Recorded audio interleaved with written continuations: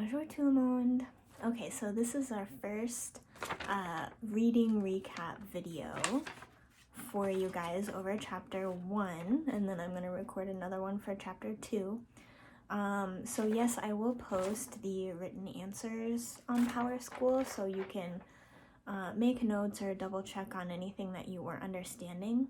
But I wanted to post these videos as well just so that I can verbally explain things and maybe elaborate on some parts of the reading, just like we would, or just like I would if we were doing this in class, because in class we would be reading in small groups, you guys together, and then at the end of class we would be going over these questions together. So it's kind of like we're in class.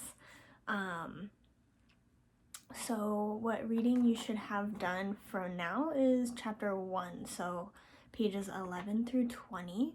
From what I'm seeing so far at this point, people are understanding it pretty well, hopefully. Hopefully you've been working with someone that you can talk it out with.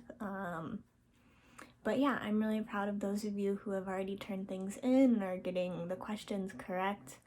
I'm really glad that we can do this virtually and it'll still work out, hopefully. So I'll just go through each question. So page 11, where is everyone? Who are they excited to see? So we're at a theater in Paris in the 1600s, and they're excited to see the actor Montfleury. He's a very well-known actor, loved by the nobles, which is the next question. How do they describe him and who loves him? So the nobles and les précieux love Montfleury, but these people who are talking call him fat and old. So the nobles and précieux love him, but everybody else thinks he's a bad actor, fat, old, stuff like this. So essentially saying that the noble people have bad taste. Page 12, who do Alfred, Joseph, and Martin enjoy making fun of? Noble people.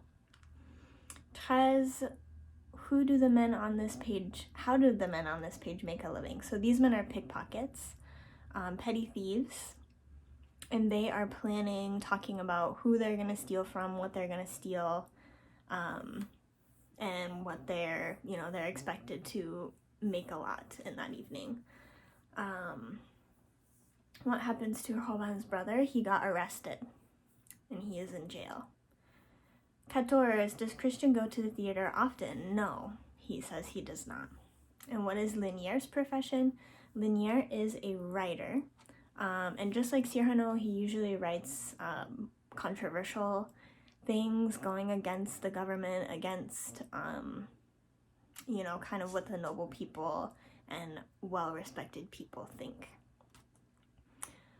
Page says, why did Christian come to Paris? So he's a cadet and he's going to join the Gascons. So remember, the Gascons are the cadets who are kind of unruly, always having duels, things like this. But Christian is a cadet with the Gascons.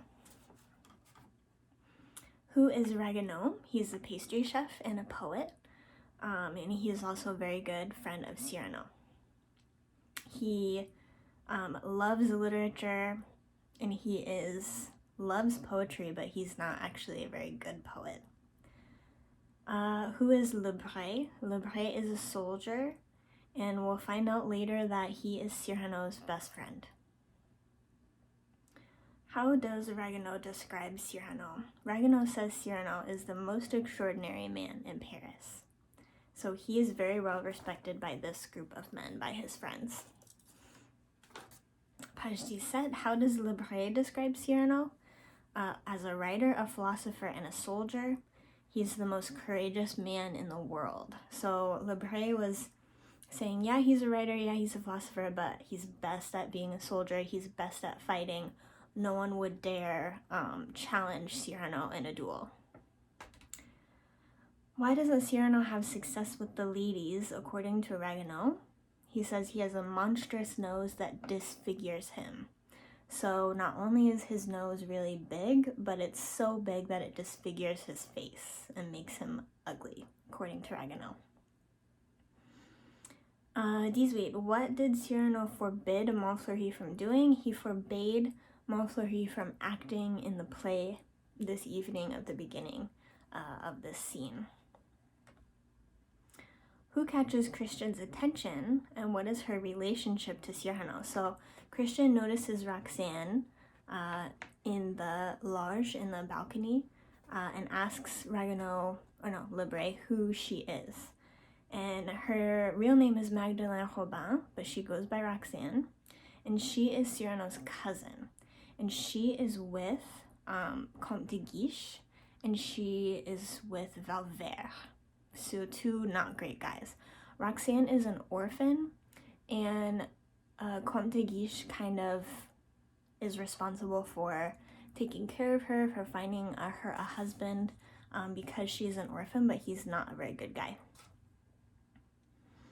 What does Roxane frequent? She frequents the salon. She is une précieuse, so she is one of the women who goes and talks about poetry and literature and things like this. Is Christian confident around women? No. He says he is comfortable fighting and dueling, but he is not eloquent and doesn't know how to speak to women. Who's in love with Roxane, and does she love him back? So right now we find that Comte de Guiche is in love with Roxane, and she does not love him back.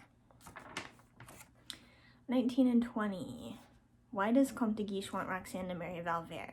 So this is a tough one, but Comte de Guiche is already married, and so he wants to force, remember he's responsible for helping Roxane, but really he wants to help himself. So he wants to force Roxane into marrying Valvert because he knows that Valvert will not care if he, Comte de Guiche, tries to have an affair with Roxane, who would be Valvert's wife.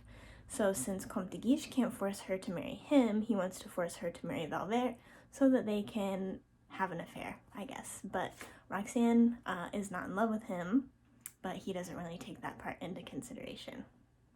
So, hope this reading was interesting for you.